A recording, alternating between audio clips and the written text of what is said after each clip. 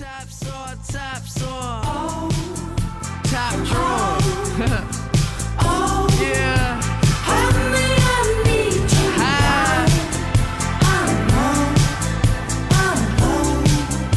Just a motherfucking kiss.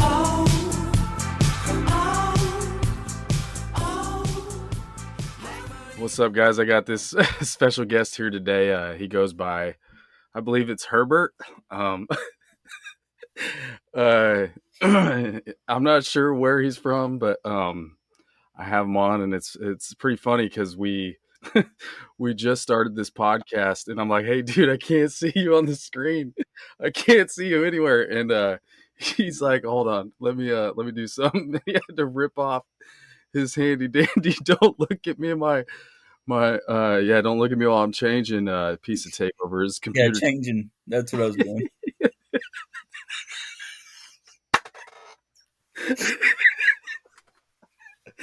What's up? What's up, Corey Neuhold? How you doing, dude? I'm doing all right, man. Long time. I know. I thought you were in Washington, and then I talked to somebody, and they're like, "No, he's in Manhattan, Kansas." Yeah. Is that true? Yeah. Way to Nice. blow up my spot here, man. How's Manhattan, Kansas? It's good. All right, Better good. better than Virginia. Is that where you were? Yeah, you were by Washington, right? Yeah, DC. Yeah. Okay. And is it because your wife, she works for like the military and whatnot, so you guys just traveled around for a while? Yeah, she worked for the Pentagon, kind of hush-hush stuff.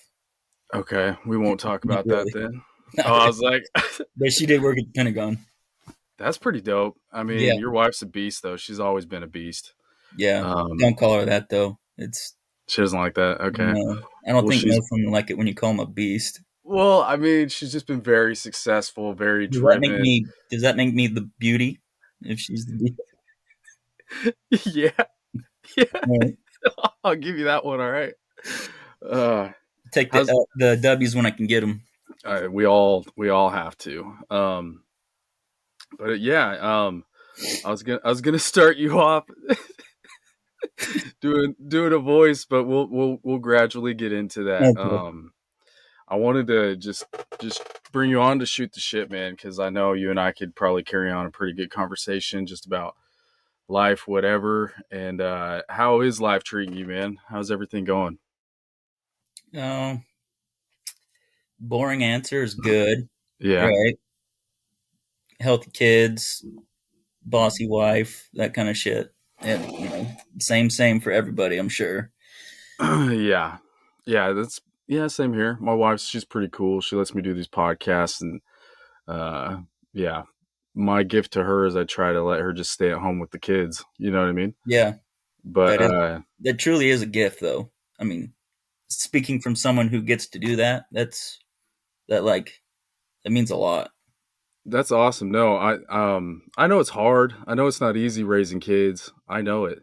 I kind of give my wife crap. Like sometimes, it'll be 100 out here. Like this whole past week has been 100 degrees and humid. And I'm such a pansy because we've had such beautiful weather forever that this heat is like kind of kicking my ass. So I come home and I'm like, I'm taking a nap, and she lets me and all that stuff. And then, but I know it's no easy feat raising kids, but like I'm just really happy because I have a lot of peace in my heart and in my mind when I'm at work, and I know, hey, my little girl's with my wife, and she's not in a daycare somewhere. She's not out in the world that I'm terrified of her being in. You know what I mean? Call me a helicopter dad, but I'll sacrifice everything for something like that. Yeah, that's what Carrie says. She says, like, that's like one of those things she's got to worry about. She knows I've got it like locked down. So exactly. I was talking to. Hold on, sorry. I'm gonna turn off your thing. Do whatever you gotta do. I can't even hear it, so you're good if you want to keep it on. I wasn't sure if I was gonna screw up your audio. No, this Zencaster, what I use now, it's a lot clearer, and it like goes through and it cleans everything up. So we're good, man. You need to turn on another light or something? No, you look sexy, man. You look like you're in the forest, like you're just crawled out of like a tent, and you're just like, it's been a long night. I feel like I'm interviewing somebody off of like Alone. You know what I mean? I don't know if you've seen that Yeah, show. So dude, just I get want to do that show so bad. that show's badass, dude. My wife started watching it, and she watched it before me, and she wouldn't stop watching it. Every time I'd go in the living room, it'd just be Alone, like somebody chasing after a rabbit. I was just like, what is this? And she's like, I love it. I can't stop watching it. What's it about? Give me some details, like exactly, Dude, because I don't really I've know only the whole seen thing. like the trailers and stuff, but like just I know the premise, and so like hearing the premise, I'm already like, yeah, I'm in. I want to do that. You'd be a From what I badass at it. understand, they like drop you out there, and you've got to survive as long as you can, and like you Yeah. don't know if like the other contestants have quit yet, so you're just out there, just surviving, I and then you watched just some. call it quits, right? Okay. You When you wait. can't stand it. There's no end date. There's just there. It's like 'Cause from what I how- understand, like this it's is just coming like from someone who's never watched it, so this could all be like fake news here, but like right. from what I understand, yeah, they just drop all these people out there on their alone, obviously, and then they just stay out there as long as they can, and until they just have to call it quits, and then they hope to God that they were the last one standing. Okay. Okay. That's gotta be terrible for your body, like your kidneys and whatnot. Like, but I'm sure they have medical people on standby. Like when they call it quits, they just take them straight to the hospital, do checkups, and make sure their blood's good. There's I'd another imagine. there's another show that I don't understand to this day, and it's Naked and Afraid. Would you do that one? Would you just go out there into the like woods naked? Again, Like there's no way I would lay down and have my junk exposed to like fire ants. You know what I mean? Like the first thing I would do once they dropped me off in Naked and Afraid is I don't know what I do, but I would try to get some fat leaves and like something to cover up and like basically make like a makeshift diaper with leaves. Because the last thing you want when you're sleeping is something biting on your junk. You know what I mean? yeah, you're right. Those animals wouldn't have any problems getting through the leaves. Like, you just, I'll have a salad and a penis. I guess is what they do. Then you're just some asshole running around with leaves on your dick. So, Yeah, that's true. That's true. I mean, and yeah. in my case, like if fire ant bit it, maybe it'd swell up and do me a little favor for the camera That's because awesome. it's cold. Oh, You're it's never gotta be gonna have freezing. a good hang. No, not in Naked and Afraid. No, unless you're in like some desert. I don't know, but then it gets cold as hell at night. So yeah, no, Yeah, you're you're all dehydrated. looking like a grub worm in a turtleneck sweater. Yeah. Well, uh, yeah, I could never do Naked and Afraid. I've seen the bug bites on some of them, and have you ever watched it, Naked and Afraid? Again, I kind of know the premise, and Okay. it's like, hey kids, I know you got homework, but Daddy's got to watch these naked people. Like, Yeah. and the Yeah. camera crew. Like, Yeah. how do you pretend the camera crew's not there? How do you pull the short straw on that one? I got to go film fat people in the woods. I That's how gotta Daddy feel. pays the bills, son. Yeah. Yeah. I mean, yeah, you're right. I It's didn't even think about the camera crew. Those poor people. it's fucking.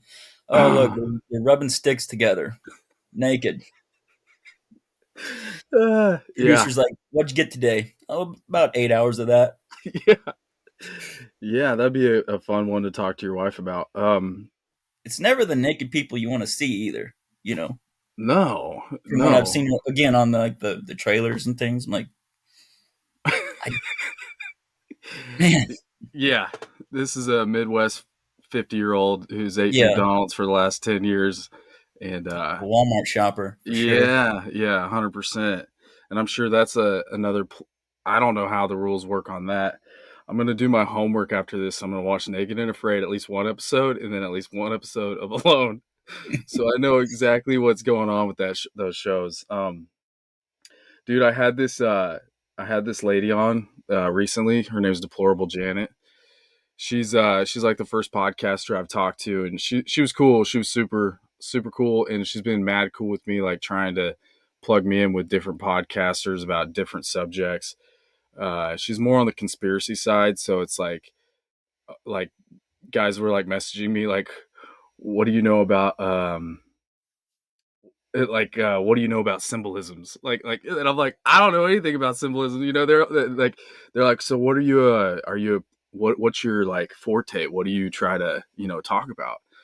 And I'm like, dude, I'm just a blue collar guy that likes to shoot the shit. And if I see something that seems weird, I'll probably talk about it and be like, well, that's different. Yeah. And I'm not really trying to be this big conspiracy podcast, but that's why I have you on today, because I was like, this isn't really the rabbit hole I'm going down completely. I want to get some dudes on that I can just shoot the shit with. So, dude, thank you for coming on. I just want to say thanks. Yeah, man. But we were Gives me a talking. good excuse to catch up with you. So I know exactly. That's the best part about this. It's like you get to catch up with dudes that you normally don't. Like, I love it. But we were talking about psilocybins and mushrooms, salvia, and all that kind of stuff. And if I'm being honest, you were the guy who introduced me to mushrooms, and okay. I really enjoyed it. I remember showing up to that bachelor party of yours, and I was like, "Hey, Hmm. dude." I was like, I had some weed, and I thought I was the rebel. You know what I mean. I had to sneak that in my car from Haviland to Pratt, and I was like, hey guys, check it out. I'm riding dirty. I'm Yeah. riding dirty. And then and then you guys busted out some mushrooms, and I was just like, I'm not doing that shit. And then The fuck you weren't. yeah, exactly, exactly. And we were I kind of want to talk about what that was like, that whole trip. You know what I mean? Like for you and for me. Sure. At the beginning when we took them, I just remember feeling really good, like really like I could lift a house or something. Like I felt strong, and we were outside playing frisbee, and you guys, we were. I was like asking a million questions. I was like, "What happens first?" And I think you were like, "You're gonna lose sense of balance, like a little bit of sense of like your balance." So we're throwing the frisbee, and all of a sudden, I'm missing it. You know what I mean? This is my recollection. Okay, go Me for it. and somebody else that may or may not want to be named was sitting Yeah, we'll beside just me. talk about you and me. Okay. Okay. And then the person you're playing frisbee with, going back and forth. And I turned to the guy on the porch and I said, "Yep, it kicked in." Because normally about 45 minutes, you get that tingle. And you're like, "Here it comes." And I said, "I wonder if Andrew's feeling it." Your frisbee partner throws you the frisbee and you just walk off. Okay, well, that answers that. Oh, that's awesome. It was the funniest thing. The timing couldn't have been better. I was like, I bet he's feeling it pretty soon. Homeboy throws it to you, gone. Yeah, You forgot you're playing frisbee yeah, mid-throw. yeah. I was telling her that I always wanted something. I was on a mission to get something, and I'm sure you remember that I grabbed probably like 15 beers that night, and like because Yeah, motherfucker, you had like 14 beers, like all open, like nothing out of them. We're like, what the hell? yeah, What the hell? I left so many grenades out that night, but it was like a 3 hour trip, and then I peaked, and that's when that's when things got weird. Was I think we were all sitting in the living room and playing music. I just remember our friend's house. His wife had decorated it in such a way that it felt like you were in one of those like doll houses, you know. And I just was like, dude, I feel like we're in a dollhouse right now. And it felt like that the whole time we were in there. And one other time, we were all standing in the kitchen, and you were standing on the other side. You were the only one, and you're like, dude, you guys look like giants right now. And what had happened was there was like there was a sink in the floor, so we all took turns standing there looking at each other and being like, wow, I do feel like a hobbit right now. Well, we used to call that place the Shire. Well, it makes plenty of sense. It was the Shire. The kind of a few times before that, me and this other guy that lived there, we knew there was a big blizzard coming, and so we're like, well, we're gonna get snowed in for like 3 days, so let's grab some mushies, right? Because we didn't have to go to work or anything, and so we ate the mushies, and we got taking time bomb after that, and so we're like, oh fuck, we forgot our cigarettes. So it's snowing really, really hard, but like we can go get the cigarettes. We'll come back right before it kicks in, right? So everything will be fine. It's only a few blocks away. We jump in the car. It's snowing really hard, and then we get the cigarettes. No big deal. We get back on the road. We're at the stop sign, ready to turn back out onto the highway, and we're like starting to kick in a little bit. We're like, oh fuck, we need to get going. Well, this lady's trying to turn in. She's got her blinker on and she's got her wheels turned, but they're not she's not turning. She goes, bam, runs right into us. And then we both look at each other and we're like, we're so fucked. Because I'm starting to get the tingles Okay. and things are starting to be a little funny. And I was like, we're screwed. We jump out of the car and the lady's like, is anything busted? Are you guys okay? We're like, we're fine. We're totally fine. She's like, do you mind if we don't call this in? We're like, see ya. Goodbye. Goodbye. Because What? for several reasons, we want to get the hell out of there. And so Oh, that was 100%. about probably the worst experience I've had on those, just because I was like, I don't want to be around anybody when I do there's that. no way. There's no way I could have kept it straight. Because we had a pretty sizable amount because we went hard. We're like, oh, we got to pop them. No one's coming. So later that day, we were in the Shire. That's why we decided it was the Shire, because we just felt snowed in, felt like underground. And Hell yeah. his wife was trying to move a vehicle. And we're like, once you leave the Shire, you can't come back. And she's like, guys, I'm just trying to move my vehicle. So she leaves, and we're convinced she died. Oh my gosh. Yeah. And I was like, but that's my wife out there. I was like, yeah, you're right. Fuck her. She knew the rules.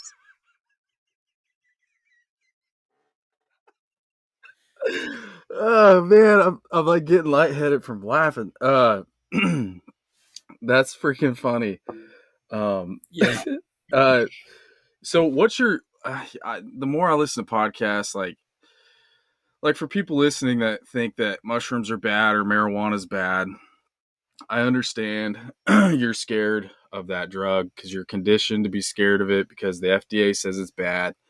But it's a bunch of horseshit. Like both those drugs or whatever. I don't even like calling them drugs. They're both plants. Sure. They Well, one's a plant. One's a plant, one's One's a a shrub. What is it? Mushroom. fungus, Fungus. Okay. Um, fungi, or whatever. okay. But I mean, like, there's such a stigma to them. Like, I'm sure if my mom's listening, she's like, Andrew, why are you talking about these things? You know what I mean? But in Sure. all reality, I'm just reliving some things that I chose to do as a young man and the crazy things I used to do. And I like to talk about it. Like, I probably would do mushrooms again under the right circumstances, but like, Yeah, you never want to do them under the wrong circumstances. no, I no, would say that. I did it under the Instead right of one. setting Like Hmm? with you guys, I did it under the right one. If you ask me, like Yeah. I had you who cared about me, I cared about you, and then we had the other guys, and I cared about all of them, and so we all just kind of had our backs. Like if somebody was like really freaking out, we're like, let's get you some water, just relax. But the whole idea behind it is actually medicinal in some cases for so many people. Like I feel like right now in this day and age, everything's such a hot trigger when it comes to the divisiveness of everybody. Like everybody's like, at least where I'm at. I don't know about Kansas, but like it just seems like there's teams, and I'm like, hey, screw these teams. Like, let's get out of that mindset. Let's get away from that because like it's just not healthy for society. And I promise you, if everybody on the planet took shrooms at the same time, Yeah. it'd be a very peaceful day the next day. I promise you that. Yeah, they'd have a lot to think about, a lot to process. Yes, I think exactly. I think it would reprioritize some things. I think so I too. really do. You said um, the coolest part about my trip. Well, there was a couple cool moments, but this guy, sorry, he drew a picture in art class or something, and he had it on his wall. and it was of a tortoise like kind of crawling to a well, and clearly the drawing wasn't moving, but But it was. it was exactly. And that to me was so cool. I was like, how is that moving like that? And I still don't understand how it all works. Do you know like the fundamentals of mushrooms, like how it works in your body, or do you just like know what it does if you take it? Yeah, I'm not gonna come on here and like bullshit you on your own show, man. That's fine. I don't know. I have no idea. I just kind of just know that it just kind of seemed to let your imagination and your subconscious take over. Kind of puts that in the driver's seat, and you kind of have a perspective, third party almost, of like what's usually going on in the back of your mind. Kind of like plasters it on the front, and you're kind of like, oh wow, because clearly everything I'm thinking is coming from me and the sensory input that I'm getting, but it's rearranging them in all these fun different ways that no way was I ever gonna think it without them, kind Right. of thing. Yeah, that's a good way to put it. Everything that's in the back of your head that you subconsciously think about kind of comes to the forefront. Um, Hmm. it's also one of those things that when you take it, if you're an asshole, it'll probably tell you, "Hey, you're an asshole," and like for a long time until you realize, wait, I've been an asshole to some people. Yeah, I need to reach out and say, I'm sorry. I'm sorry, Dad. I'm sorry, whoever, Billy, a girl. I don't know. Like, it's pretty interesting how it all works. I don't think in this day and age it's as demonetized or demonized as it was in when we were growing up. yeah. Even 10 years ago, or more, when we did it, was way worse. Like way more people were like anti, or like hadn't heard about it, or I think it's really starting to come to the forefront of conversations. You see more and more news articles about psilocybin being like treatment for PTSD and depression and anxiety, and just from a first person perspective, like I I struggle with bad anxiety and depression and things like that, and I can tell you just from my own experience that it completely would shouldn't say completely, but it it really rounds off those sharp edges of those you know feelings that I have, and it takes a very long time for it to come back. It really subsides to the point where I find myself being just more happy and grateful for a very long time. About 6 months later, it starts to creep back, and I'm like, well, wouldn't mind doing another dose, but obviously now with Family Guy, I can't be like, hey boys, See ya. I'm gonna see be ya. gone for the next six I'm gonna hours. go. I'm gonna go all naked and afraid in the woods over here. Oh, way to pull it Emphasis full on both. circle. Yeah. I watched The Northman. I don't know if you've seen that, but it's a Viking movie that came out a little while ago. It's not the greatest, but I think you would like it because I guess the Vikings.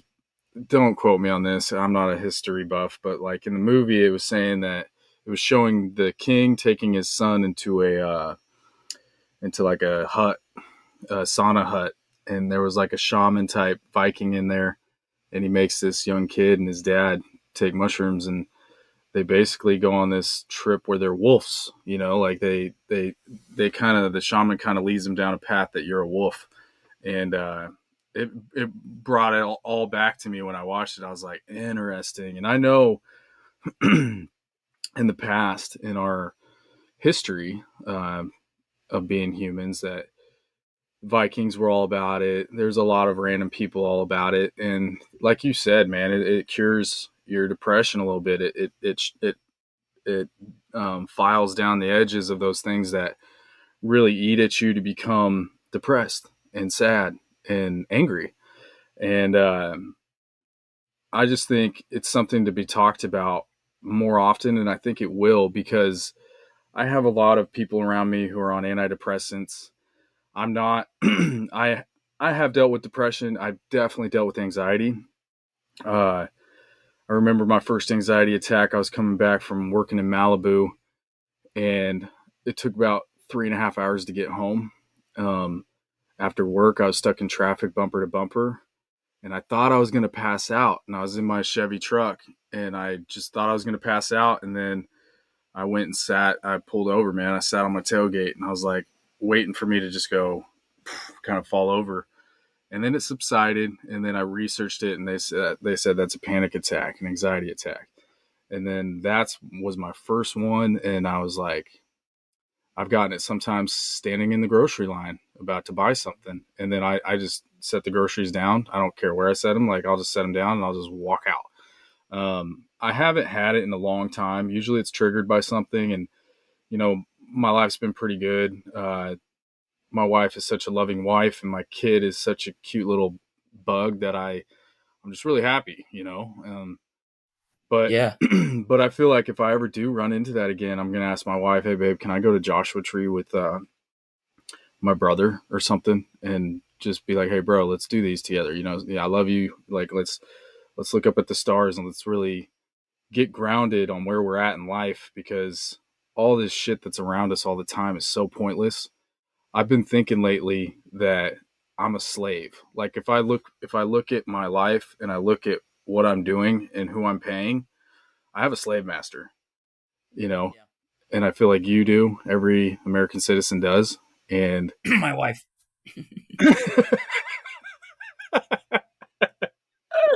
yeah, well, I'm saying you get where I'm coming from. Like I'm taxed 37% out here in California, so That's nuts. there's part of That's my nuts, man. there's part of my master, and I'm just really trying to get down to the nit. I'm trying to focus on who am I, in reality, not who am I. Oh, I aspire to be happy all the time and read this quote that's going to make me feel great. Um, yeah, I read like yeah, I listen to biblical teachings and stuff, and I do take a lot away from that. I really do.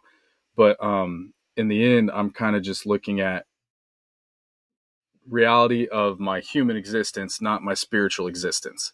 Um, and so but they're both intertwined, and so that's why I feel like um, mushrooms are cool.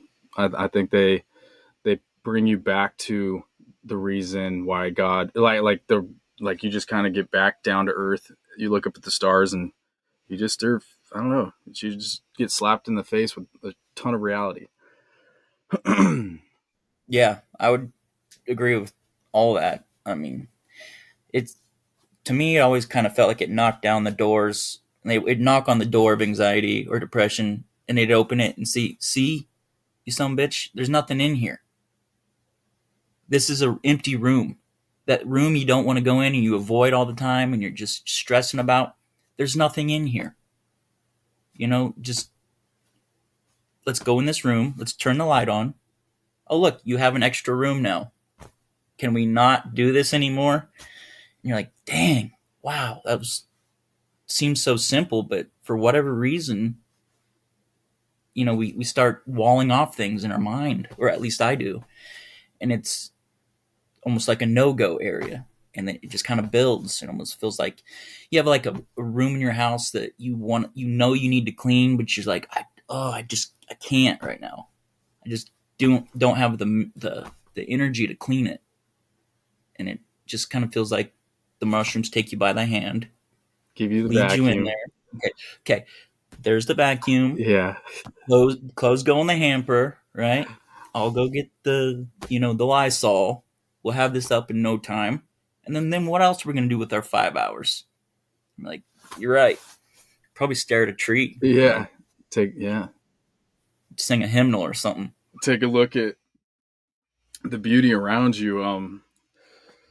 Like, excuse me, I've never done it at the ocean, but I have a lot of friends who, I live with this guy named Scotty, and he's an awesome guy, awesome dude. Um, and I lived in Huntington Beach with him, probably like half a block from the PCH, and then there's the sand, and there's the ocean. And he was a surfer, and this was 2019. I lived with him, and he'd be like, "Hey, Drew, you want to go to the beach or whatever?" And whether I'd be chilling with my girl, he wouldn't ask me, but I'd see that he's going, and he'd be like, "Yeah, I'm about to pop some shrooms and go surf." And I was just like, "You're crazy!" like That's pretty intense, man. that's super intense. But that's Scotty, man. Scotty's just he's an intense guy. He actually bought like a helicopter and now he flies this thing called a gyro chopper. He'll hit us up. He wanted to take me out, but this was like right when Kobe crashed. And I was like, I'm Oof. good. Like, yeah, I was like, I'm good. But he would take all my friends up and he actually took one of my friends back to Texas in it. This thing's a gyro chopper. I'll find a picture of it and show you, but like it's not a real helicopter. It's like a mini. Looks like a go-kart seat with blades above it. Yeah, Yeah, yeah, yeah. but it's a nice one. It's really nice. He's like a manager of some type of data company, and one time he was heading to what's the city in Japan? Tokyo. Tokyo. Yeah, he was heading to Tokyo, and I was like, "What's up, man? Where are you going?" He's like, "I'm going to go to Tokyo." I'm like, "What are you doing there?" And he's like, "Oh, I'm selling the data processor to PlayStation." And I was just like, "Okay, Okay. yeah, that's this guy. He's a nerd of nerds, but he's also very extroverted and um yeah, he's a really fascinating guy. Let me look up his Instagram because I want to show you this thing. But speaking of the ocean, I don't swim in it anymore because I saw a couple shark attacks, um, like in Australia, and I just was like, nope, no, thank you. I don't know about you, but like, I have a coworker here. Let me see real quick. See, like like he takes people up, and that's above L.A. Oh wow, Yeah. So that's a friend he took up, and his friend's just sticking his leg out the door. Um, that'd be. I've always wanted to go in a helicopter, like a helicopter. that's it. That's my boy Yeah, that's Scotty. kind of how. Yeah, that's a nicer one than I had pictured. But yeah, that's kind of the size I had in mind. Yeah, that's pretty intense. When he was taking my friend Monty to Texas, they had flown over a military base and they didn't know it. And I get two Okay. jets rolled up beside him, and they were like, "Roger, Roger, Bumblebee," or whatever, because this Sure, thing's all sure. yellow. He's like, "You need to get." Talk to me, Goose. Yeah, yeah, exactly. He probably did say that. The guys in the fighter jets were like, "You need to head this many clicks east and get out of here because you were in like what is your intentions in this area?" And he's like, "I'm just flying my friend to Texas," and they're like, "You're in the wrong place, man. Go ahead and hit 60 whatever degrees east and go." And so he did. And Monty was my roommate and Scotty was my roommate at the time. And when they got back, we were just nonchalantly sitting there having a beer, and they're like, "Yeah, two jets rolled up on us," and like I was just like, he lives a wild life, this guy. But he told me shrooms ground him though, and he's like, it always resets me, and I'm like, all right, interesting. It's very interesting. But back to sharks. Uh, Yeah, Sharks to me are like the lions of the land. I have a coworker and he surfs all the time. And he's like, Drew, you want to go surfing with me? And I was like, no. And he's like, why? And I was like, well, would I take a skateboard, let's say, and would I go into the safari jungle, you know, in Africa and just start riding on a ramp inside the middle of the jungle? You know what I mean? yeah, like an asshole. Like not nonchalantly, like just, hey boys, I'm gonna go into the safari jungle. I'm bringing my skateboard. I'm gonna go skateboard this half pipe for like I don't know the next hour every night. You know what I mean? Like that's my theory on surfing. You're in a shark's jungle, and yet I don't know. I just don't. I get it because I used to swim in the ocean whenever I was like 25. I used to swim in it all the time. But once I watched Shark Week, I was like, no, I'm done. I'm done. Yeah. Maybe it's just because we grew up in a landlocked state, but that just seems nuts to me. Yeah. Like I would I would rather take my chances with a lion. I know that was just an example, but at least the lion, you both are like land animals, right? You're hanging it out there even harder with a shark. You know, Phelps wouldn't stand a chance out there. You know No. what I'm saying? Yeah. So, plus you don't see it coming. Mm-mm. Yeah, the same guy talking to me about wanting to take me surfing. I was like, "Have you seen a shark?" He's like, "Yeah." There's one time I was hanging back for a wave, and all of a sudden the great white just jumped out of the water about 30 feet behind me. Like I was like an attack jump, and he's like, "Yeah, that's the only reason they jump out." And I was just like, "What'd you do?" He's like, "I just waited for the next swell, and I took that wave." I'm like, "All right, I don't understand your mindset. I don't get how you guys can do that." And then I have another friend who took me fishing. His name's Mike. He's cool as all get out. We went out to Catalina Island, and I guess the triangle of sharks is Washington, or up by Alaska. They swim down to the Gulf of Mexico or Mexico area, Hmm. well, not the Gulf, but the Mexico Yeah. area, and then Hmm. they triangle out to Catalina, and then they go back. So Catalina is a big stomping grounds for great whites. They actually like to mate there, and I went fishing there right off the north coast of Catalina or south coast. It was awesome. I caught two yellowtail, coolest fishing I've ever done, and my friend also does underwater spearfishing, and Oh wow. yeah, he's a bad dude. This guy's cool, and he's like, yeah, I was asking tons of questions, and he's like, one time I was like, have you seen a great white? And he's like, yeah, I'll swim the coastline of Catalina, and he's like, I'll get to about 40 feet to where it's on the ground. That's where I'll swim and go back up, catch my breath, come back down, try to get a fish. And he's like, one time I went up and I swam down, and all of a sudden, dun dun right beside him. And I was just like, man, you guys are all crazy. Call me nuts, but I just don't. I'm not gonna do those things. I know, I know people hear this that do it all the time. They know they'll throw you the statistics. It's so rare and everything, and I get that, and I'm sure it is so rare. But man, like I wouldn't be able to enjoy it even the time I didn't get eaten by a shark because I would just be waiting to get eaten by a shark. So, the whole experience would be ruined. It just being so paranoid. And I guess maybe you do it enough, maybe you get desensitized, and you do end up having a good time. But man, I don't know. It's just seen too many movies, Yeah, you know?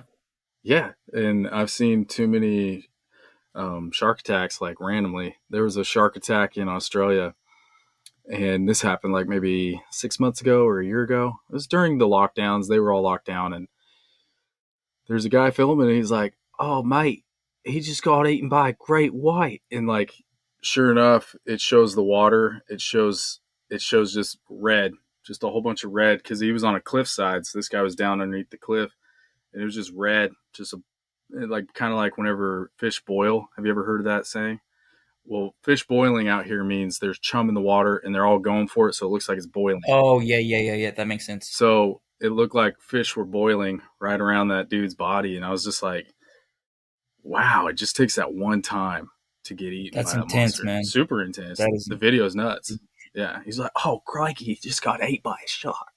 I'm like, It's a pretty good accent. I'm like, dude, screw all that. But you were raised in Colorado, though, right? Yeah, like the ugly part. Yeah, I was raised Yeah, in like yeah. the south eastern corner. People like here. I'm from Colorado. Like you did a lot of skiing. I was like, no, no, maybe behind like an old pickup truck or something. But Yeah, no, yeah. You and I kind of grew up in the same environment, you could say, when it comes to land. I imagine yeah, I went out there one time with you and Grant, I think, and you guys lived in just as small of a town as Mullenville, kind of, right? Or maybe bigger, but yeah, smaller. yeah, it was real small. Yeah, How big was yeah. your town? I think there's about 100 people. How was it growing up there?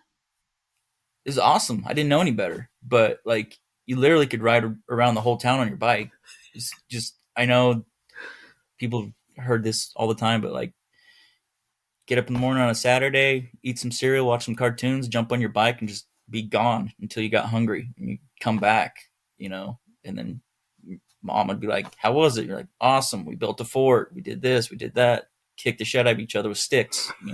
Came home, and now I I don't remember the last time I saw a kid riding around on his bike by himself, Yeah. but it was the town. Everybody literally, I knew everybody's dog's name. I mean, it was just that small. Bo, get the away from me! Trying Yeah, to kick it. Yeah, exactly. yeah, Yeah. It's so, I knew whose cattle it was. Like, oh, so and so's cattle are out. Just yeah. You hit him up. Hey, by the look. Hey, Brenda. You know, I saw Lucy out there running yeah, around. yeah. A few of your steer are out north of town. Yeah. I'm like, all right, Something so beautiful about that. When I grew up, I thought it was stupid. I was like, my town was 800, about 700 more than you, but um, Howland's a great location. It really is. But I'm with you on not seeing a lot of kids running around on their own. I see it, and sometimes I see it out here in California. I'll see like a little kid walking, and in my head, I'm like, "Where's your parents?" right, That's where I'm at now. I'm like, same. "Who is letting your kid go on the freaking public bus at 9 years old?" And Probably people without a choice. yeah, my wife, she said that her and her cousin at like, I don't know, 10, 11, they would just get on the public bus, both girls, and they would just head down to Huntington Beach, and that's where they'd hang out, and then they'd get back on the bus and come back. I listen to too many murder podcasts to ever let my kids do that. Same. But it's sad, but at the same time, um, I don't know. I don't know what to do. Like, I feel like a part of me is a big helicopter dad, and I don't want to be. I want my daughter to fall, scrape her knee, realize what it's like to toughen things out. Um, I would, I kind of, I'm not trying to talk crap on our parents, but in a way, they had it kind of easy. Like, just to be like, all right, Grant, Corey, come back at lunch, and then they could clean the Sure. house, they could relax. Probably, I don't know if your mom was scared. I really doubt it, because she probably knew, hey, if I'm not watching them, they're close to a neighbor that's going to be watching them. Probably. I never really, when you're a kid, you're oblivious to those kinds of things. I never even thought to ask her. Even now, you know, I don't. I probably would frame it a little differently. Like, hey, Yeah, mom, yeah, slacking ass, lucky. No, I'd probably say it a little different. But yeah. I should say how it a was little it different. to raise kids when it was super easy, mom? Well, you could just kick our ass out the door and just never see us till Yeah, 9 p.m. Um, you could spank us and stuff without getting called social services. yeah. Oh man, I got my ass whooped. That's one thing. My wife, she's like, "No, we're not spanking our daughter. We're not doing any of that." And I don't know where Carrie's at with all that. But how many kids you got? 3, Three, all boys. all All boys. right, okay, that's what's up. They're downstairs sleeping right now. My wife's gone for the night. She's got drill in Salina. Okay, So, how was her eye surgery today? Or well, it turns out they just dilated them to do to check them? the yeah. She's gonna have surgery in like, well, they'll let her know, but it'll be soon. Okay. Well, good. I mean, Yeah, LASIK surgery is cool. My cousin Jason, he's a LASIK surgeon. Dude's making bank now, man. Like he started out. He went to Barkley. Him and his wife both did. I'm And sorry. okay. Anyways, I I wasn't did ready too. for that. Remember that? Yeah, I did too. I did too. Yeah, we all did. Um, I We'll get back to that, but Okay. um, so they went to Barkley, and their first go with kids. They have 4 kids now, and my cousin, they had to eat like ramen noodles, all sorts of stuff for a long time. They had no money. It was all tied up in school, and now he's probably 45, maybe. My cousin is. He owns his own eye practice in Oklahoma. He just bought a massive mansion with a pool, and he had it built, and he's in Bora Bora right now with his wife. And so, for anybody who's like in the grind right now and barely can like see the silver lining because you're working your ass off to get somewhere, just know you can get there. It can be done. It can be done. My cousin showed me that, and I look up to him in that aspect. Oh yeah, but anyways, he's an eye surgeon, and he's really good. So I don't know if you guys ever, if you needed somebody to go to, if you want to drive to Oklahoma, he could probably hook it up. But Well, Um, Carrie's in the service, so she goes through the military. she goes on base to get all that. So, That's cool. That's cool. How long has she been in the military? mm, well, she's been full time like 5 years, but she's since like 2010 ish. That's a good amount, man. That's a chunk of a career. Yeah, I told her today when we were driving on base. I said, "Oh, this is awkward." She's like, "What?" I was like, "Everybody's wearing the same outfit as you." Everybody's got their uniform on. She's like, "You're such an idiot." Yeah. Um, It's like, how awkward. I'm sure there's every now and then she ties you up in her she wears her GI Joe outfit and really tears you down like a drill sergeant. I bet, but She's a major now, and so I call her oh, Major Payne sometimes. dude, that's awesome. Yeah, Yeah, that's awesome. Carrie, yeah, she's a beast, man. I said it beauty, comedy. again. Oh, oh. So you guys you moved to Virginia, and she worked at The the Pentagon. Pentagon. Then you guys just moved back to Kansas probably like 2 years ago, right? Yeah, It was right. yeah. Look at you. It was right before I had my kid, and Hmm. I was lucky enough to see you out at Dave Hardinger's house, Yeah, and we all at the pit, at the pit, at the man. fire pit. Yeah, the one thing you guys warned me about was don't get a hangover with kids. It's the worst, and That is the I'm worst. telling you right now, that is the worst. Like my brother, he's still single and he's still partying and raging and having a good time. Um, but he'll be like, hey, like if somebody random is visiting from Kansas, he'll be like, hey man, meet me at Wild Goose. He's like, and it's Friday night. He's like, this guy's here. We got some beers. Like it's gonna be a great night. And I'm like, I'm getting up at 7, dude. I'm not doing that. Like I realized real quick, I've never gone out to be honest, really to a bar except for once to meet up with an old friend. But since I've had the kid, I have no desire anymore for any of No, that. It's just not worth it. no. It feels pretty empty. Very You know, empty. like Yeah, when you have all you want and already at home. Like, why would I go out? I'm with you, man. Like, I enjoy I golf. don't know. I enjoy Sure, I enjoy golf. yeah, you need your hobbies, Yeah, but I enjoy this drinking ain't a podcast. hobby. If it is, It's I don't know. it's not a no, no. Not a productive one. I would say drinking excessively is not a good hobby. I have plenty of friends, Yeah, including myself. I do enjoy beer at night, um, sure. but you just have to be able to control it. One of my buddies, he had a rough go. He just had a kid, and I talked to him, and I was like, "Hey, man, can you not wait until like 8:30 at night once you've taken care of the family and everybody's put to bed, and then enjoy like 4 beers or whatever?" Like he's like, "Nope, I can't, man." He's like, "I get home from work, I gotta crack it at 2:30," and I was like, "Okay, that's a problem." And he ended up taking control of it, going to AA meetings, still going, and I'm proud of him. Good, man. Proud of I'm that glad guy. to hear that. I know he listens to this, so I'm proud of you, bro. Well, Um, just know, man, whoever you are, I'm not judging you, and no, I've kind of had my struggles with stuff like that too. So, yeah, yeah, we all have our convictions. I talked with a pretty cool pastor, and he just talked about how he was drinking a lot and partying and chasing girls at the younger years of his marriage, and I guess I guess he just found the Lord and really hit the straight and narrow path. I haven't hit that straight and narrow path. I feel like I have my convictions, and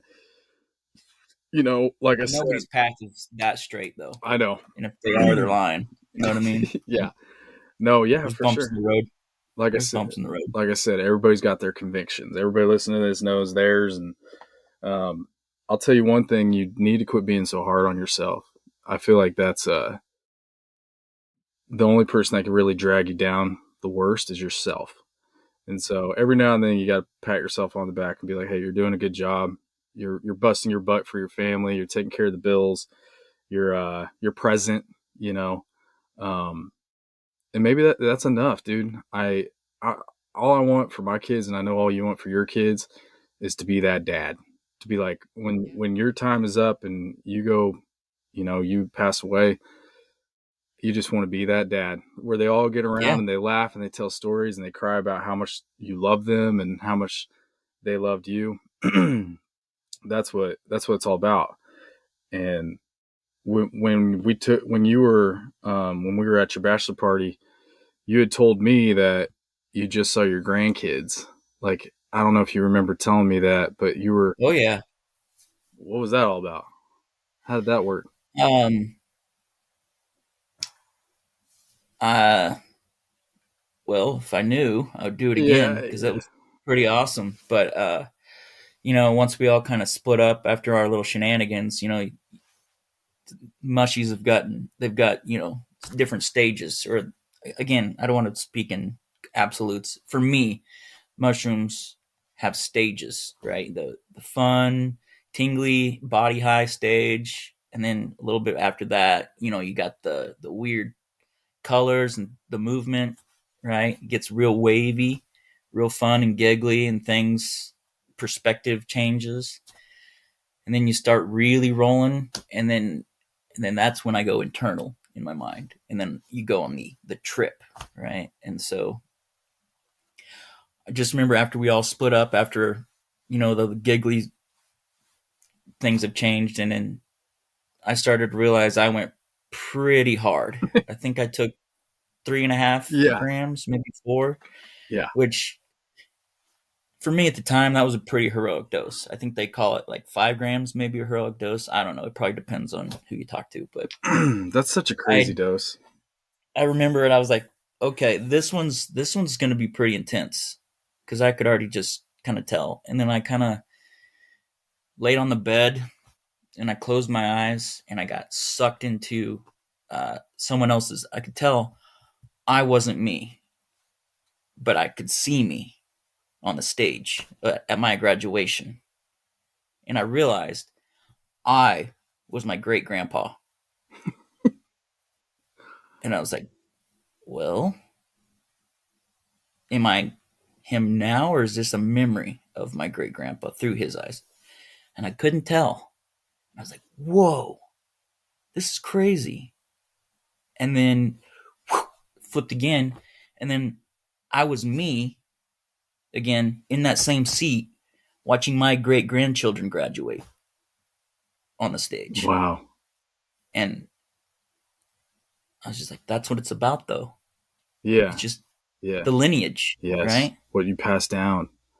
You are the gatekeeper between the past and the present and then the future. Wow. Yeah. You are the stopgap.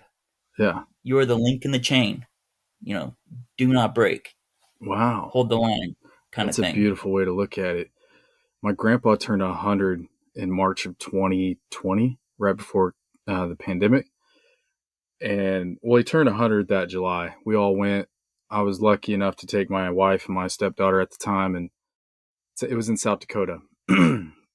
And so he passed away in March of 2020. We got very blessed that that's when he went, because if it would have happened any later, we wouldn't have been able to go. So we went to the funeral, and 100 years is a long time. He was born in 1920 or 1919, actually, July of 1919. That So was just after the First World War. yeah, he had seen so much stuff. And uh, I guess there's a book. He wrote a book. I'm definitely going to read it now. Everybody asked me, why haven't you read it? Why haven't you read it? And I was like, I'm saving it for when he passes away. And I just reminded myself that I'm gonna start reading it. What's it called? You I remember? think it's just it's something. It's like, oh man, I'm pissed that I don't remember. This is actually his ribbon from his funeral. But so he was born July 15th, 1919 till 2/18/2020. So he died February 18th. So, but I can't remember his book, but I'll text it to you. But it just talks about his life. He invented a 3-blade lawnmower. He got a patent for it. Like, he's just a wild goose, dude. Oh wow. But he kept his property pristine, dude. It was like a big rolling hills in South Dakota, and everything was mowed. I'm talking like, I don't know, like 10 acres of mowed lawn or something. It was just stupid. But we were talking about our lineage, and we're from Norway, and my great grandpa or whatever came on a boat. His wife didn't want to go, from what I remember. His wife didn't want to go, but his friend was going to America. So he helped him. He helped him with the boat. He helped him with all this stuff and sent him off. And I think his wife saw how much and how passionate he was to help his friend that she said, "Okay, we can go." And so they ended up going. It took way longer than they expected, and I believe they had my great great grandpa, my grandpa on the ship, and Good the God. captain named the baby because I guess when you're on a ship back then, the captain The has honor goes to the captain. yes. And Wow. so then they moved to South Dakota, and then they started farming. And my mom, up until my mom, like until she was a teen, like 20 or something like that, she was a helping hand on the farm. And there's something beautiful to that, like only in the last 20, 40 years have we gone from kind of a pilgrim mindset of let's grow food, let's, yeah, of course there's always the engineering of like vehicles and planes, Sure. but then it just ramped up with when the internet hit in the 2000s or whatever, maybe late 90s. It just ramped up and life has changed so dramatically. And Well, everything can be outsourced now. Literally everything can be outsourced. You have no personal responsibility whatsoever. If I very wanted to, I could have somebody show up and mow my own lawn. If I want to, I can have food delivered to my house. If I want to, like we don't even bury our own relatives anymore, right? We don't go get our own groceries, we don't bury our own relatives. We just turn the faucet on, have no idea how plumbing even works. I mean, I do, but most of us don't, right? yes. Just the trash comes and picks up your trash. Like everything is outsourced.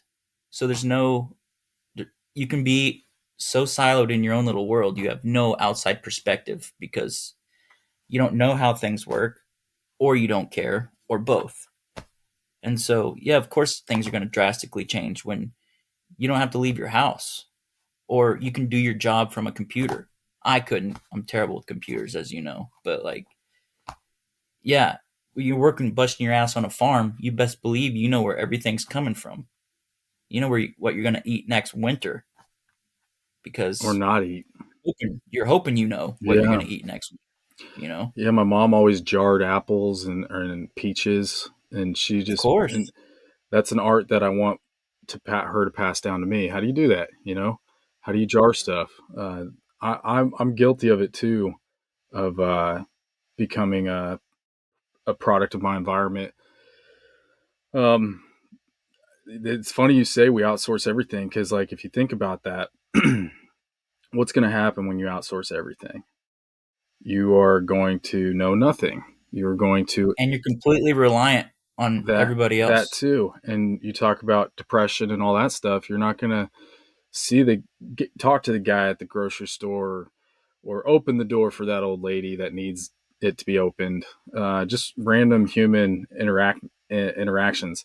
Um, it's I think it's going to be a while before we're fully controlled. Like I know we're heading down the path. I always talk about this on the podcast, and forgive me, listeners, if you're tired of hearing it, but I know we're heading down a path of AI, transhumanism, all that kind of stuff. Saudi Arabia, I don't know if you've seen it, but they're proposing this by 2030 to have this city in the desert, and basically it's just this big long uh, rectangle, right?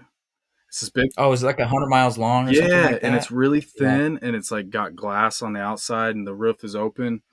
It's in the desert, and it can fit up to like a maybe like 2 million people, and basically they're saying that it, it, you won't need anything. And I don't know how that works. Like, how are you going to get water to the toilets? How are you going to get, waters to the showers? I understand power. They'll use just solar power like crazy, but it's just interesting where we're going.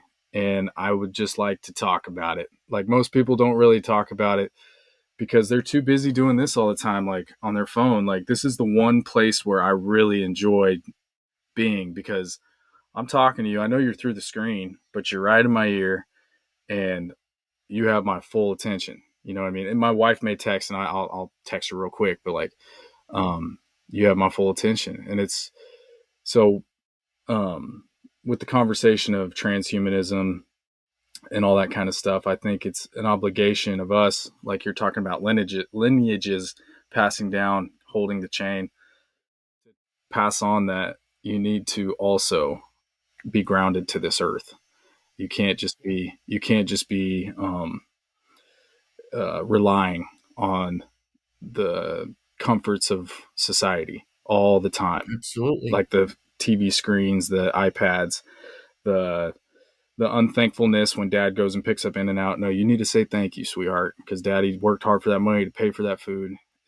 I got it. We got to Exactly. work on that as fathers. Um, I watched this movie called Prey the other day. If you haven't seen it, I urge you to see it. It's The Predator. It's a brand new Predator movie, and Okay. the premise is this alien lands, but during the Indian times. So he's Okay. the whole premise is him. He lands. He's an alien. He's got all these gadgets that he can be invisible, and he kills a rattlesnake first, rips out its spine. Um, then he kills a fox, rips out its spine, and then he kills a bear. And then he starts seeing Indians. Oh, that's the predator right there. So then he goes after the Indians. It's a freaking gnarly movie, dude. It's gnarly. It's really good. It just took me. So he's like collecting spines, He's or just what's a. going on? He's the predator. He's a bored alien because he comes in on a ship. From what my, So is that just his finishing move then? I think so. Well, he takes it back to his cave and he like sprays it down with acid or something out of his hand, and it like dissolves the face and everything, and then it gets straight to the skull, and then he looks at it, and it's kind of like the food chain, and the predator's at the top of it. But there's this one Indian girl that is trying to be a hunter. She doesn't want to be a gatherer like her mom and all that, and so she's been practicing hunting with this like um, with this hatchet, and she's the one who's really good at tracking, and she's like trying to tell her brother, hey, this isn't a bear. I don't know what this is, but this is not a bear. And nobody believes her. And then when when a bear is chasing her, the predator kills the bear, and she sees it. And then anyways, it's on like Donkey Kong. And I won't give away the ending, but it's a great ending. Great ending. But it's called That's a new twist on it. That's a fun twist on it. Yeah, I agree. I agree. It's called The Prey. It's the best one, easily the best one. Um, but it made me miss the idea of Haviland and the idea of just going in my backyard and throwing a hatchet at a tree, trying to make it stick. Can't really do that in this apartment complex. I'll probably get the police called on me. Yeah. Yeah. Um, I You're actually, gonna end up getting hatchets banned there. yeah, I'm kind of. You can judge me for this, but I'm kind of done helping homeless people, bro. I got a story for you if you want to hear it. All right, hit me. Hit me. Saturday night, I go out. Friday night, I go out to my car. Beginning of Labor Day weekend, vibes are great. It's 12:30 p.m. or a.m. I'm watching the new Lord of the Rings series. I go down my stairs, and boom, lo and behold, a homeless guy's right there, and he looks like the young version of the bad guy on Dennis the Menace. He's got like that split hairdo, and Weird reference. well, it looked like that, but a younger Okay. version. Tattoos on his neck. He's probably 40 years old, and he's like, Unless you're Post Malone, that's a bad look. exactly. He looks like he just got out of prison, to be honest. So And if you're Post Malone, that's a bad look. Yeah, Really. I know. Poor The guy. face tats. I don't get the face tats, but I guess that's my boomer in me. I don't know. I don't. I want to know the story of how many people have lost a job and like can't get a job because they thought they were going to be some rapper or some big famous guy by getting a face tat. I about got a hatchet tattooed to my neck um, because I love the book The Hatchet. It's a book that really kind of Oh yeah. Oh it yeah. kind of there's a lot to that book for my development, and so Hmm. it's really personal to me. So I was telling my wife, I'm like, I think I'm gonna get a hatchet right here, and she's like, But the why the neck, I don't Andrew? know, You know, I don't know. You're right. You're right though. No, you're right. I have only one tattoo. It's on my butt and says your name. imagine your little girl. Yeah, that's my dad. The asshole with the hatchet on his neck. Yeah, that's him. All right, you sound like my wife. You're right. All right. Well, I didn't get it. This was like 2 years ago. Okay. I was a rapper then. Yeah, so I was an idiot. But so I see this homeless dude, and he's like, "Hey, charge my phone. Can you charge my phone?" I'm like, "Chill, dude. I'm going to my car." It just came out of nowhere, so I said that. And so I go to my car, and I'm like, "Andrew, be nice." So I go back, and I'm like, "Let me see your phone, man." And I look at it, and I'm like, "Maybe I can charge it. Give me a second." And I'm like, "You need your water filled up?" Because he had a jug of water, and it was hot. Like I said, it's been 100 out here for a week, and so I fill up his jug of water. My wife is not happy with me that I'm doing this for this guy. She's like, you need to kick him out." And I was like, okay. So I give him the water. I did try to charge the phone, but it was some weird charger. I handed it to him. I was like, hey man, you can't stay here, but here's some water. Sorry about your phone. And can you not mess with that? It's like a push car for my daughter, a little car. Yeah. I was like, Yeah. can you not mess with any of that? That's my daughter's stuff. And then he's like, yeah, I'm not here for that. And I was like, okay, whatever. And then so I go back up. I'm like, stay cool, man. It's pretty hot out here. And then the next day, there's a crack pipe in my daughter's car with resin all over it. Uh, there's a shirt that all these flies are flying around in the seat of my daughter's stroller, and that's it for me. I have no sympathy for homeless people anymore. I have none. I'm sorry, but that's where I stand now. And I try to do the right thing by give this guy some water and give him, and he ruined it for all homeless people for me, dude. Yeah. Freaking Well, crack like, pipe. where's the line? You know, of course you have humanity, and of course you want to help, but like, where's the line? It's drawn in the And you've sand now. yeah, he clearly found it.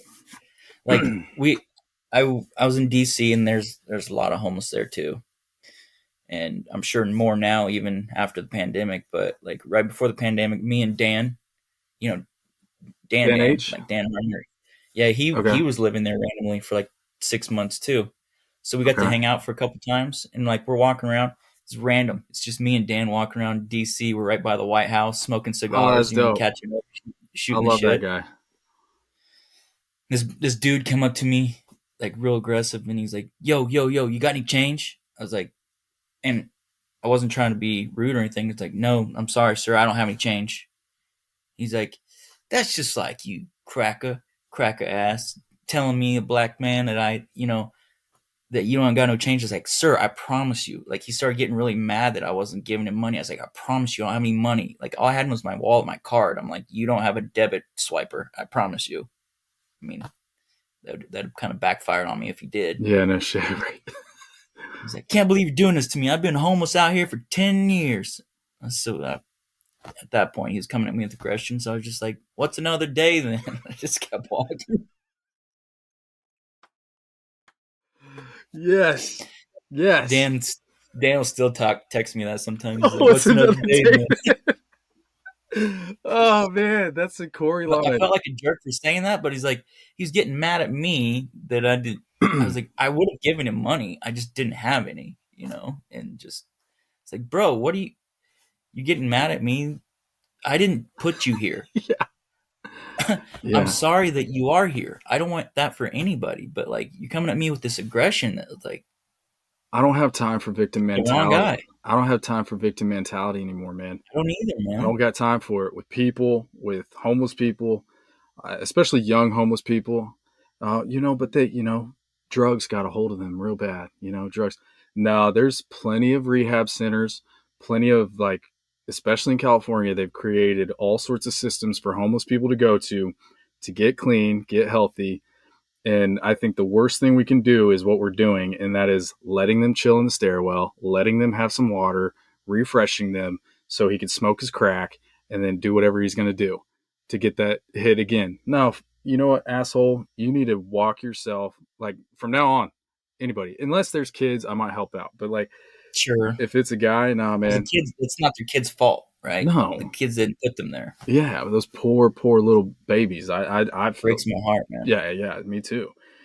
So it's like there's plenty of resources that we've created for them to go to. So I just have no time for it. What's another day, bitch? What's another day? Felt like a jerk, but I was just mad, But because if you continue to let them get by, this sounds like I'm like pull them up by their bootstraps kind of thing. But seriously, you're outsourcing accountability Yep. that way. They don't have to worry about it. You're enabling them the whole time. Yeah. So there's no self accountability, and so of course, if you can get by, you don't have to worry about anything except doing drugs. Why wouldn't you? Oh yeah. Why wouldn't you do your drugs? Yeah. There's a reason why people are homeless because of drugs. Drugs aren't not awesome, right? There's a reason why people lose their jobs and their families. It's not because they suck, you know. Yeah. Yeah. Drugs are drugs are pretty rad. So if you have the opportunity, you don't have anything else to lose. All you got to do is do your drugs. Why wouldn't you? Like Yeah. if no one makes you get sober, if no one kicks you in the ass, No, why wouldn't you? if I could do drugs all the time, I would too. I mean, if like I've heard heroin is like just the best thing ever. Clearly, people are so in love with it that they will choose to do it even though there's risk of death. And like they're like, yeah, shoot me up. I don't care about the risk. It's that amazing.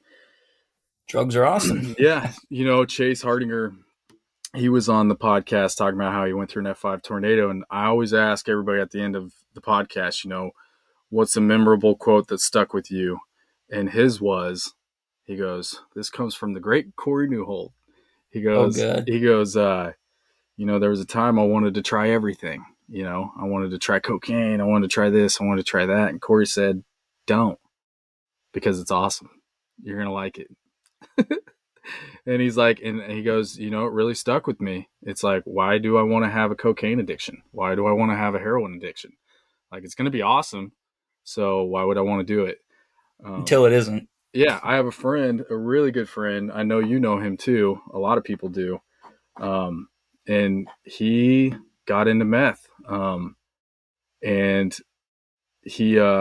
saw him 2 years ago, and he was missing teeth, and poor guy.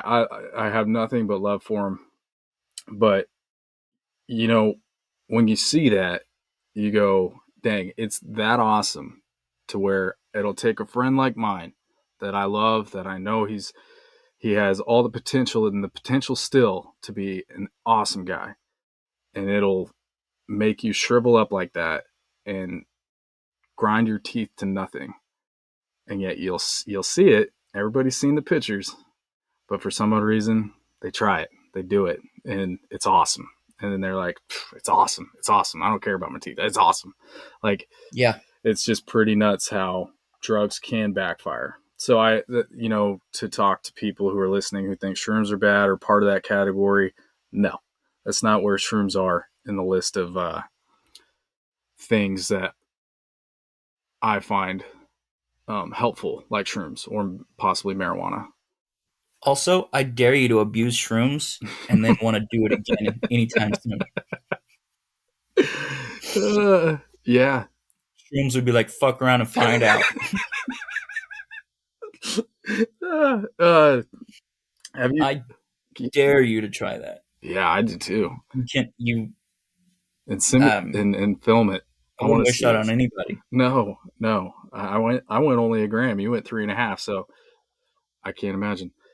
I haven't done ayahuasca. Clearly, I've heard about it. Have you heard about it? Yeah, same. Is it the same as shrooms, basically, but probably more intense? They say it's more prolonged, and they say it's, well, depending on, you're only going off of people's Stories. testimonials or whatever, but like they say it's pretty intense and it's like more dark from what I've heard. Like a darker, more prolonged thing that you really wrestle with your demons. You come out the other side, better for it, curing addictions and things like that. But it sounds intense. Sounds really intense. Yeah. Shrooms can be fun and, very helpful and kind of like a casual thing, but I feel like from what I've read and from what I've heard, ayahuasca is not a casual thing. It's a commitment. So Yeah. yeah, Yeah. I've I think that's more for the people who are really struggling. Like, you know, I don't want to make it sound like I have the worst case of depression or anxiety.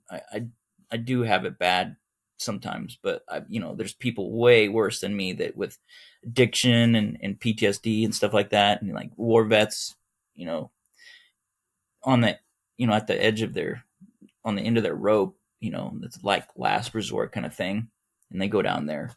I feel like that's kind of like the wavelength that you kind of need to be on, or people seem to be on to want to try that. And or say you get a divorce and you're 45 and you're lost at who you are as a person. yeah, Stuff yeah, like that. Probably just really traumatic stuff. You lose a son or a daughter to a car accident. sure, Like yeah, like heavy stuff. Yeah, heavy, heavy. right? That is more of a heavy situation. um, I don't really have a desire to do it, to be honest. I hear people like poop their pants and puke a lot, and I'm just like, Yeah, I'm good. No thanks. It's yeah, a little too intense for me. yeah. Again, I'm never gonna say never, but I would. A lot of things would have to go really South. sideways Yeah. for me to feel like I would need to do that, because I think that'd be only for me personally. I think it'd be only like a need thing. Yeah. Like if I needed to do that, I would. But Okay. from where I sit, I'm chill right now. Shit my pants enough already. I'm fine. yeah. Um. Do you watch like any TV shows like Game of Thrones, like the new series that's out right now? No, I mean I saw obviously the original Game of Thrones, but I like to kind of like come into it late, so I have a little bit to binge, because Yeah. this now thing has kind of ruined me. Like I don't want to have to wait a week, Okay. you know. I So think that's what I enjoy about this new series, House of Dragons, because they're only on episode 3. I'm keeping up with it because of the podcast. Like, I want to spoil it. oh I want to yeah, spoil it for everybody. Like, no, okay. I'm not going to. But I wish I was hoping you had seen it because I want to talk to you about this last episode. Ah, sorry, Don't man. even trip, man. You should give me some homework, Don't even man. trip. Don't even trip. And I should have. And thanks for So now I've got to watch Naked and Afraid, Alone, and Game of Dragons. Goddamn. and the prey. Oh yeah, the Prey. Jesus Christ. Just give me like 10 hours of work Hey, here. but I say go in this order. Do the pray first, on a with your wife on a Friday night, Saturday night. Watch the pray. I promise you'll like it. And then watch House of Dragons. After that, Okay. Naked Afraid and Alone. Those can wait. Those aren't as high budget, I don't think. Well, Imagine the fucked up dreams I'm gonna have. Go to sleep watching Naked and Afraid. and then the pray. Yeah. You run around the like. Watching some guy with a leaf on his dick ripping people's spines out of their backs. Yep. Okay. Oh, that's funny. Well, I want to keep going with this, but I kind of cut. I got to call it. But at the same time, I got a couple things I want to ask you, and before we do in the pod. But when we were living in the band house with everybody, we wrote a song, and during that song, I think Grant wrote it. He wrote the guitar part, and then he actually wrote the lyrics. And he's like, "Hey, Drew, can you sing it like this?" And he'd play the guitar, and I'd sing it. And then one day, I came home, and you had gotten in the studio, and Oh god. you sang it in your own way, and it was so much better than the original, and it was with Herbert the pervert voice. It was like, I can't do it, but Is that your way of asking me to do I'm it? asking you. Well, I guess I won't call you on the spot. How about this? How about you do that voice, but you do it answering the question I always answer everybody, okay? So, All right. what, Hold on. Let me get a drink, man. uh, for people who don't know Corey, this guy's a great impressionist. Didn't you at one Oh god, don't say that. didn't you one time, like, Roy D. Mercer? Hey, this is Roy D. Mercer. I'm calling. Hmm. Didn't you Yeah. at some point record those tapes as well? Yeah, we got a few people. I think it's on YouTube somewhere. Yeah, like sidebar real quick. My brother and I used to be basketball officials, and we were officiating one game, and the director of officiating came in, and he was officiating the game after us, and he was already bitching because he knew the game he was going to call was going to suck. He's like, I'm not going to blow my whistle, and so me and Grant put that in the back of our head, and then a couple of days later, we call him up, asked, pretending to be an upset fan for one of the teams Okay. because one of the girls had gotten hurt because he got kind of rough, Okay. and so I was, nah, I can't do it, but this is a guy from Nanzanola. You didn't even blow your whistle 4 or 5 times there. You're just gonna get them girls hurt. And he's like, well, sir, because I was like, I'm gonna come down there and whoop your ass. And then we recorded the whole thing, and then finally at the end we let him off it. But and then How he's big a like, boy are you? oh, you recorded that? You recorded that? We're like, yeah. He's like, don't show that to anybody. So naturally, we played it for the whole Oh, entire of course. referee at the party, and Okay. I think that thing's got like 10,000 views or something now That's on YouTube. awesome. Like did a long time ago, Just text you me know. if you can. Text me the links. I'll put it underneath our link. Like, I'll put it underneath our show. So if anybody I'll wants, have to ask Grant yeah, just because have Grant text me. I'll put it up. I'll put it up in the next couple days, and then whenever I get the text, I'll edit it and put the links in so people can watch that. all right. It's too damn funny, man. You're too funny. I Oh Lord. I know you're nonchalant about it, but you make me laugh my ass off. So in Well, you're fun to make laugh. I like your laugh, man. Thanks, It just dude. makes me want to try to make you laugh more. Good. All right. Well, I'm glad. I've been told I have my dad's laugh, and I love my dad's laugh. So I hope I do. But so I have one question to ask you, and I need you to answer it in a Herbert the pervert voice. But what is a memorable quote that you have heard in the past, whether it's when you were a kid, whether you were in high school, college, whatever, that has stuck with you? Um,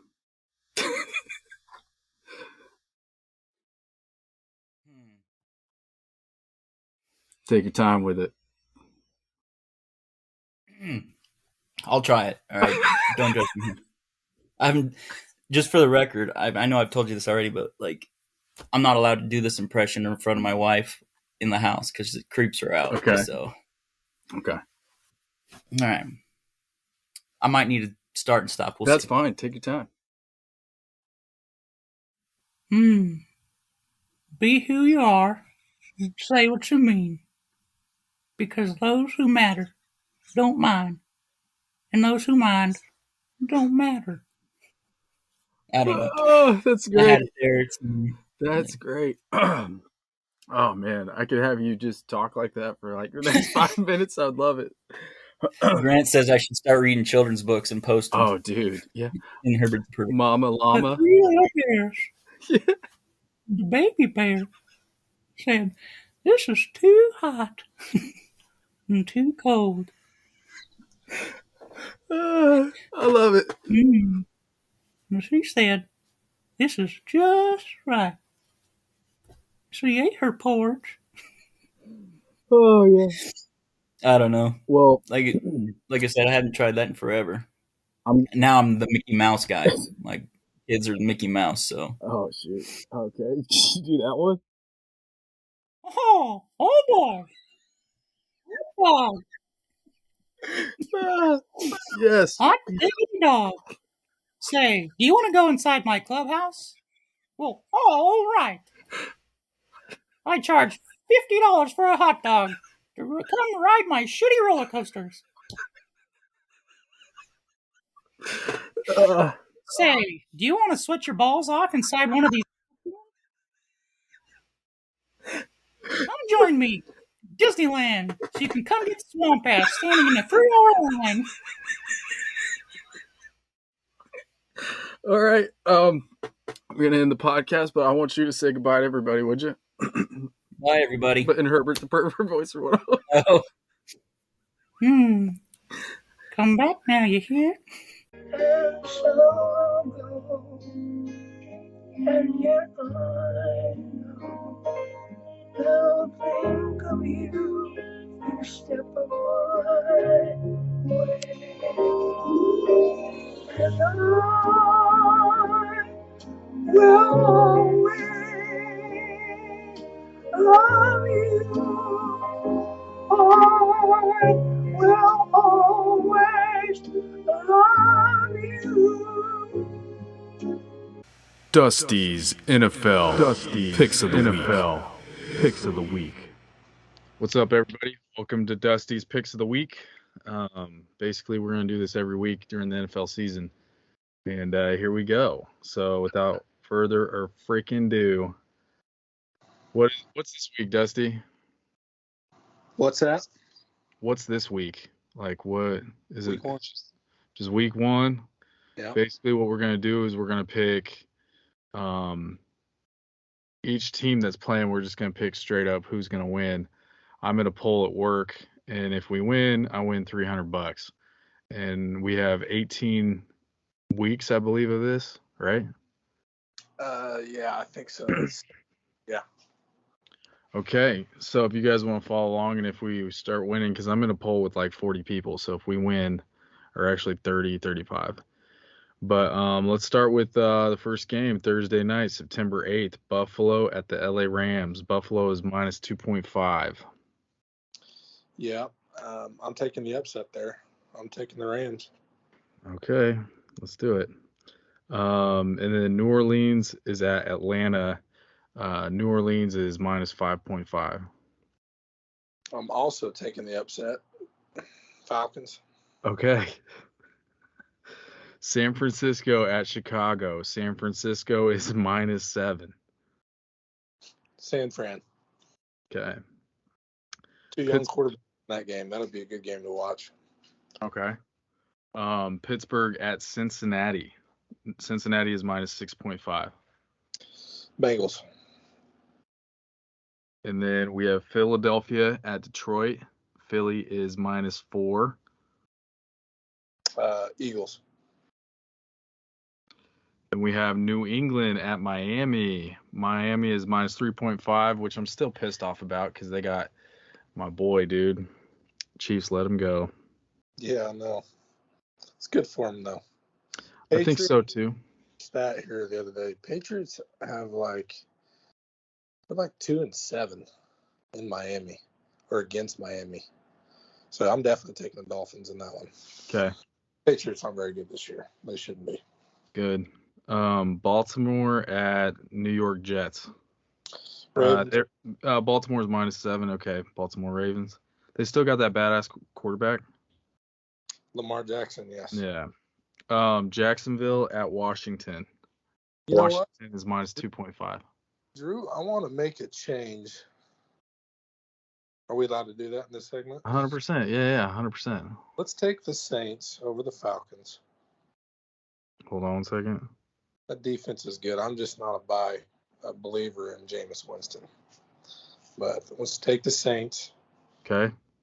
And then let's go ahead and let's take the Jaguars as the upset here over the Commanders. Second year, Trevor Lawrence. I think he's going to be. Hold on. I'm taking. Yeah. So we took the Falcons originally and the Saints. Yeah, Saints. we're taking New Orleans. Yeah, we're taking the Saints, and then instead take the Jaguars over the Commanders.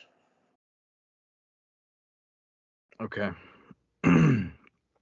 So Jacksonville over Washington. Yes. Okay, now we have Cleveland at Carolina. Carolina is minus 1.5. Could be the game of the week. You know the storyline in this game? No, but I like Carolina in this. Well, their quarterback, Baker Mayfield, he came from the Cleveland Browns. He was their starting quarterback last year. Oh, he's with the Cardinals now? No, he's with the Panthers. Okay. So, I agree. I say Panthers. No, I'm picking Cleveland at oh, okay, I see what you're saying. Okay, Carolina.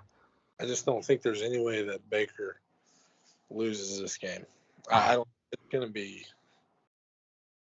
That might be the game of the week, honestly, just because of the storyline in it. Okay. Baker won out. They didn't let him go, and then eventually they found a deal to send him to the Panthers. Because they signed Deshaun Watson in the offseason to that ridiculous contract, and then he just got suspended 11 games. Oh, yeah. Yeah. All right. Well, we'll see what happens. What about Indianapolis at Houston? Indiana is minus 7. Colts. And then you got the New York Giants at Tennessee. Tennessee is minus 5.5. Tennessee, dude. Yep. Green Bay at Minnesota. Green Bay is minus 1.5. I like the Vikings, to be honest, but I'm an Aaron Rodgers, but yeah, I mean, that's fine. Hey, these are your picks, man. So I know, but at the same time, this is how we're gonna do it. We're gonna talk about it. He's the back-to-back MVP. That's a tough one. Vikings got a great offense and a halfway decent. The problem with the Packers, they shipped out 2 of their wide receivers from last year. And then their third that's on the roster still, Alan Lazard, I believe, is hurt. So they got a good running game and a good pass catcher out of the backfield in Aaron Jones. I don't know if they're going to be able to keep up. Last year, if you remember, Aaron Rodgers went down to Arizona, I believe, and they got their asses stomped in week 1. And he played terrible. So, I don't know. Let's go Minnesota then. What do you think? Yeah, I like it. Okay. Kansas City at Arizona. Kansas City all day, baby. Yep. Las Vegas Raiders at the LA Chargers. That should be a decent one. Yeah. Chargers are minus 3.5. I'd take the Chargers. I think they're going to be neck and neck with the Chiefs for the AFC West title. Yeah. Tampa Bay, Dallas. Tampa Bay minus 2.5. Yeah, that's another weird one. Tom Brady was gone for 11 days during training camp towards the end of it. His top pass receiver, Chris Godwin, is still unsure if he's going to be 100%. Mike Evans is still there. Leonard Fournette. That's tough. The Cowboys, they're supposed to have a better offense this year, but again, they got a bunch of rookie wide receiver talent, and Ezekiel Elliott, he's getting old. I don't know. I'll let you make that call. I like where the line's at. I like the spread.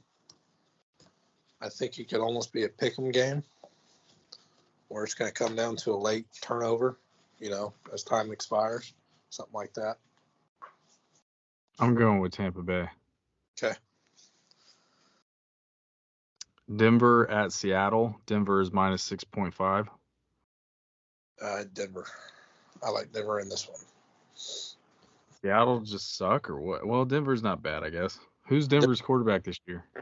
Russell Wilson, the Seahawks' old quarterback. Okay, and this is a Monday game. So let me see if there's a point section. There is. It's 44.5 is what it's set at. Yeah, but this is a different app that we're using this instead of a paper where you just circle. It's an application that I have to submit. Okay, Denver at Seahawks 41.5 total. What is Okay, it? what do you think? 41.5 total. So it's went down. My Yahoo app that I have, and this is just a straight sports tracker app, has it at 44.5. So I would definitely say Let's do under. 42. I'd say under. Dude, Seahawks, Under 41. they can score. Let's do 37. I'll score more, maybe 10 points in this game. All right, Yeah. you make the call on this one. You make the call. What's the number? 38. Hold on. 8. Yeah, I like 38. All right, let me submit this. Cool. Take a screenshot of that, and we'll see how we did the first round, dog. And then, yeah. All right, we'll do this again, Dusty. No, every week we're gonna do this for the next 18 weeks, and then if I have a podcast that week, I'll put it on the tail end of it and see how we do. And if I win that cash, I'll bring it up. And I will say, yeah, just brag about it. Of all the week ones, this is going to be one of the most interesting ones because, like I said, Russell Wilson is playing against his previous team. He was a quarterback for many years, and Baker Mayfield the same way. So it's going to be interesting. All right. Well, thanks a lot, bro. And we'll do this again soon. All right, brother.